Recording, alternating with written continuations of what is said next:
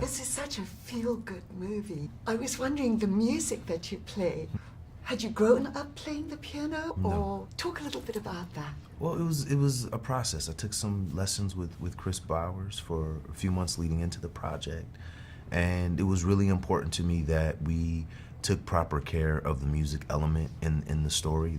I couldn't do everything, but what I couldn't do, Chris was able to do and step in, and Chris was key to that.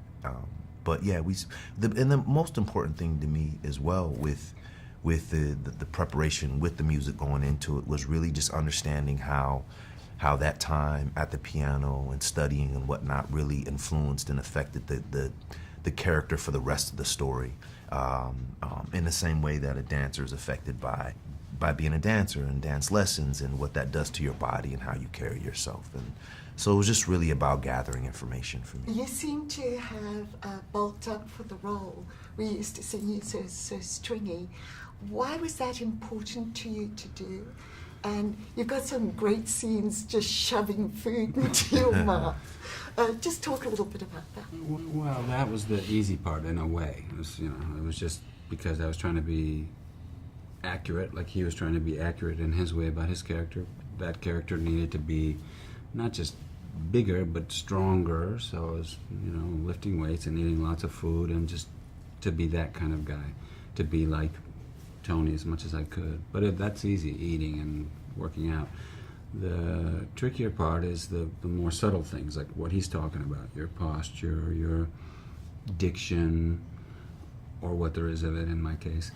And just all these things, and gathering whatever information we could so that we would do justice to our characters, so that we wouldn't do caricatures. And then once you do all that gathering, it's like, then you got to connect. Because if we don't connect, it's going to be a boring movie, two guys in a car, Well, it certainly wasn't that. Uh-huh. I think all of us have been marginalized in some way. I was wondering, has that ever happened to you? And when it does, do you tend to speak up? Or because he handles it in two very specific ways in the movie, and yours just comes right on at it. So talk a little bit about handling things when people are insensitive generally. I found myself speaking up at times, and I found myself regretting when I didn't speak up, because sometimes when things happen to you, it's about processing what's happening and trying to figure out how to react. And later I should have said that. I should have said this and this, and then you're upset because you didn't take advantage of that opportunity. But you have to consider that when things happen in the moment, sometimes you're just shocked by the fact that someone has pulled you over and the first question they ask you is, are you on probation? And I've had that happen. And so it's about just navigating it and trying to be as wise in time as possible, and making it out of that situation, and hoping that you've said something or are able to handle that situation where it doesn't happen again.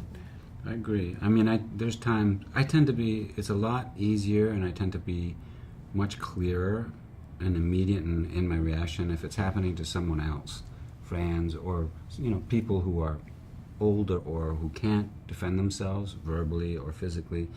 Then I tend to see it and react immediately.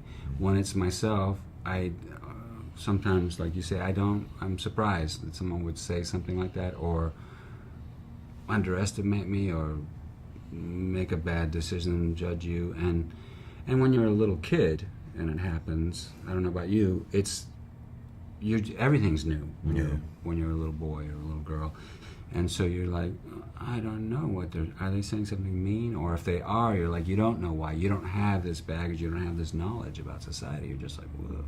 It could happen to anybody. I mean, for me, like, let's say in South America, where I spent the first decade of my life, I was a very blonde-haired, blue-eyed kid, and I'd be playing, we're all doing our stuff and playing soccer, and we're in school together, and all of a sudden some kid would say, just something dumb, like, Yankee, go home, or you're just a whatever, and I'm like, oh. Because I thought I was part of the, you know what I mean, and you don't really, just things like that, but you don't really know what to do. When you're a boy, you're just surprised, And you also tend to get over it quick when you're a little kid. But as wounds, you know, and for some people it's way more. But as little slights tend to add up in the course of a lifetime, you tend to either get able to deal with it, or you tend to be very, you jump at it immediately. Everybody reacts differently as they evolve as people, you know. I think these two characters have different ways of reacting, and I think one of the things that Tony learns from Doc is to maintain a certain dignity and how important that is. And, you know, just things that he says, like, you know, I've been dealing with this stuff my whole life. You have one time and you can't even handle it. Look what you've done. We're in jail. I mean, come on. So these are lessons that Tony would have, if he had not gone on this trip, he would have never learned those lessons. And that's one of the beautiful things about the story. Thank you both so Thank much. you. Let's hope the world gets better for Let's all hope. of us.